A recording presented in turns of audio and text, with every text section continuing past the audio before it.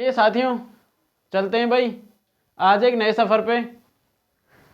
Chapter number 3, class 10th, दो चर वाले रैखिक समीकरण युग्म। भाई दो चर वाले रैखिक समीकरण युग्म,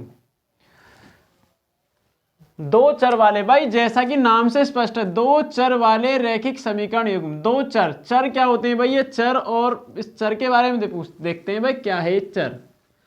भाई ये हमारी दो राशियां होती हैं चर।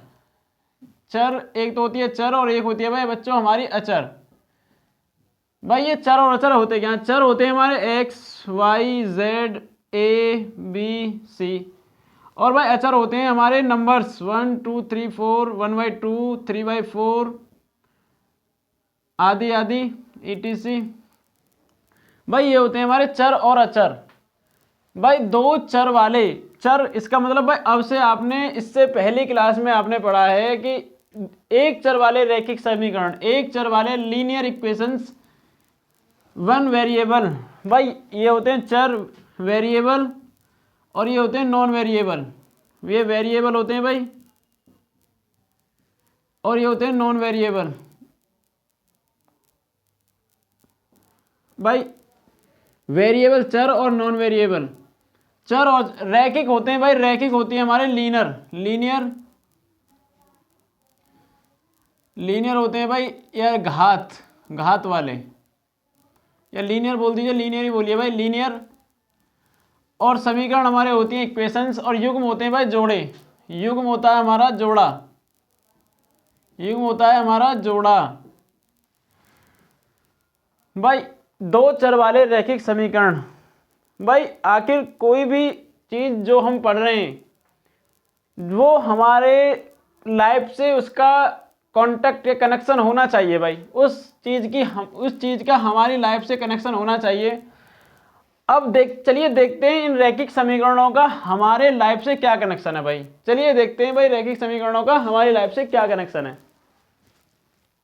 भाई हमारी लाइफ से क्या कनेक्शन है रैखिक समीकरणों का? मैंने आपको चर अचर बता ही दिया, चर और अचर क्या होते हैं भाई।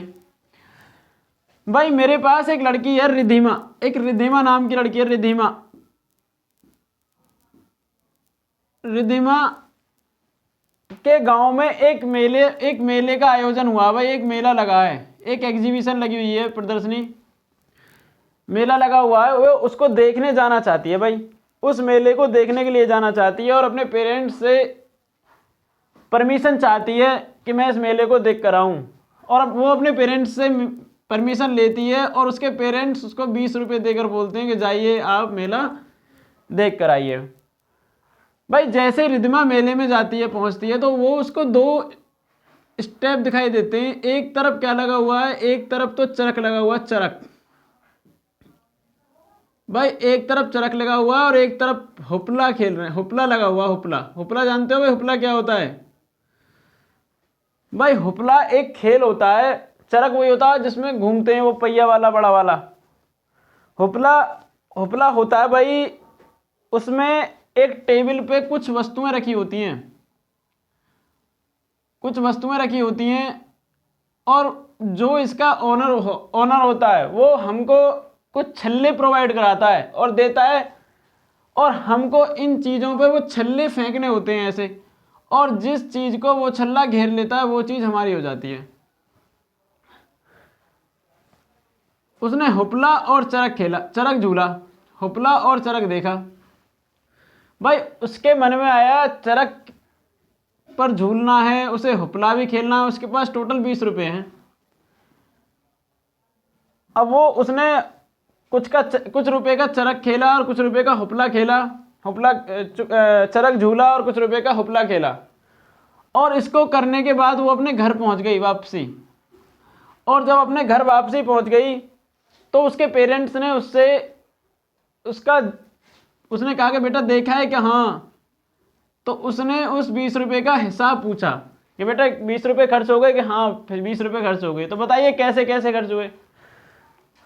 तो रिधिमा ने अपने इस खर्च का ब्यौरा बड़े ही मनोरंजन तरीके से दिया। उसने कहा अपने पिताजी से कि पापा जितनी बार मैंने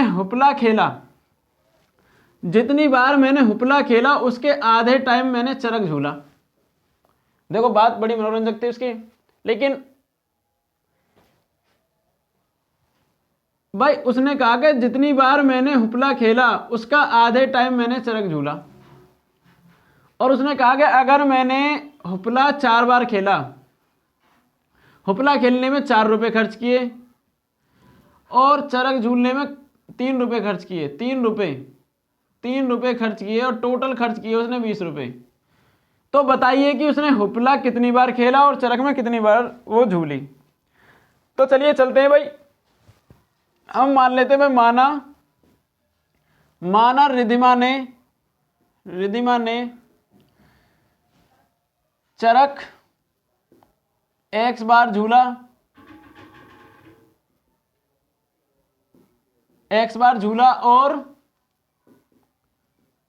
और y बार हुपला खेला। भाई y बार हुपला खेला, भाई समझते चलेंगे भाई।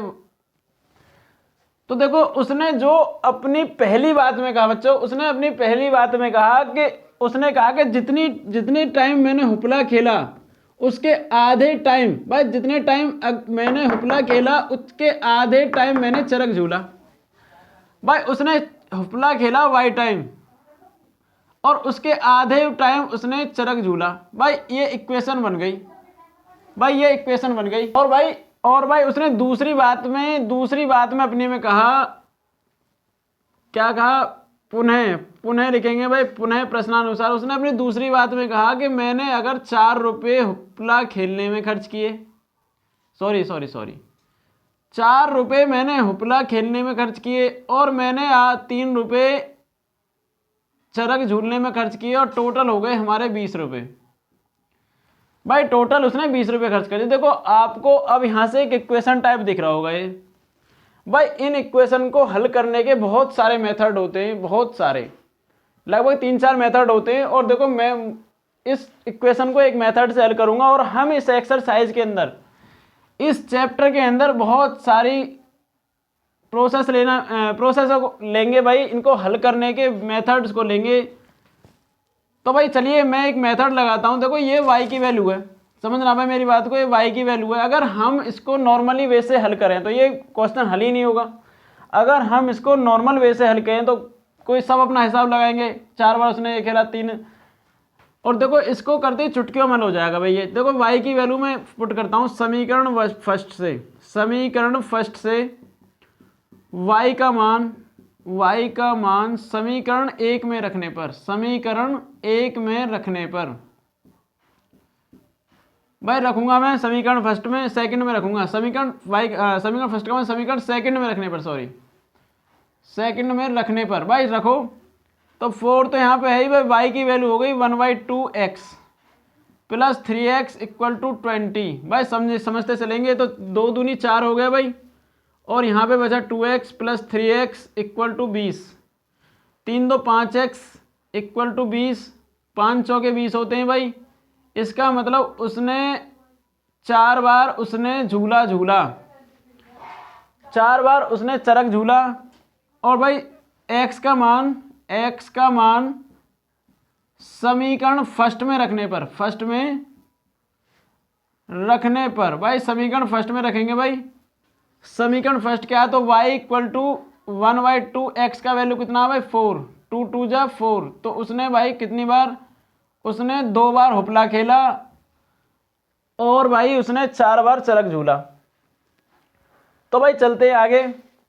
तो भाई आपको ये इक्वेशन दिख गई।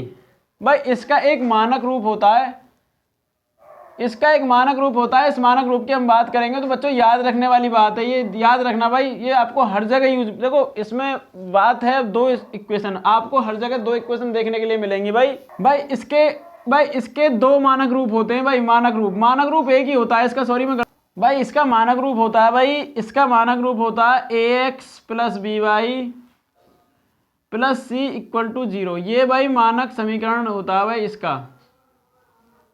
भाई 2 चर वाले रैखिक समीकरण का एक ये मानक समीकरण होता है एक के लिए। भाई अगर हम बात करें एक की, तो a1x plus b1 y plus c1 equal to 0। भाई समीकरण फर्स्ट, ये इक्वेशन फर्स्ट हो जाता है भाई, इक्वेशन फर्स्ट। इसका दूसरा होता है, अगर यहाँ पे कोई दूसरा इक्वेशन आ जाता है हमारा, तो दूसरा होता है भैया a2x plus b2y plus c2 equal to 0। भाई ये मानक समीकरण होते हैं भाई, याद रखना है इनको, इनकी आवश्यकता पड़ेगी भाई। और इन समीकरण का बहुत ज़्यादा यूज है, इन इक्वेशंस का बहुत ज़्यादा यूज है। आपको इस पे देखो, आपके जो एग्जाम में आने वाले हैं वो आएगा आपको ज्योग्राफिकल और एल्जेब्रिकल। भाई आपको एल्जेब्रिकल फॉर्म ये होती है भाई, और इसकी एक फॉर्म होती है भाई न्यूमेरिकल, उसका होती है ज्योग्राफिकल होती है भाई आपकी,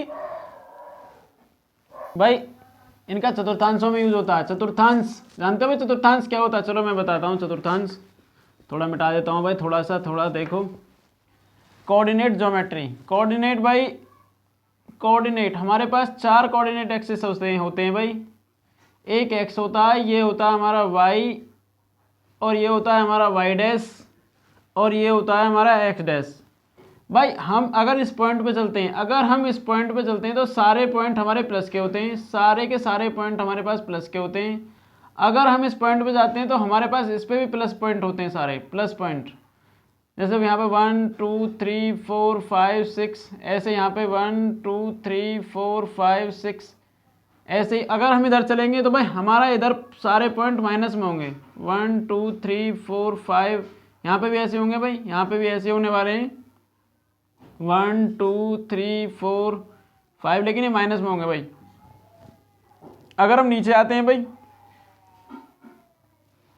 अगर हम माइनस वाले होते हैं, यहाँ पे भी माइनस वाले होते हैं, यहाँ पे भी माइनस वाले होते हैं भाई, माइनस वाले -2 -3 -4 -5 -6, यहाँ पे माइनस वाले होते हैं भाई।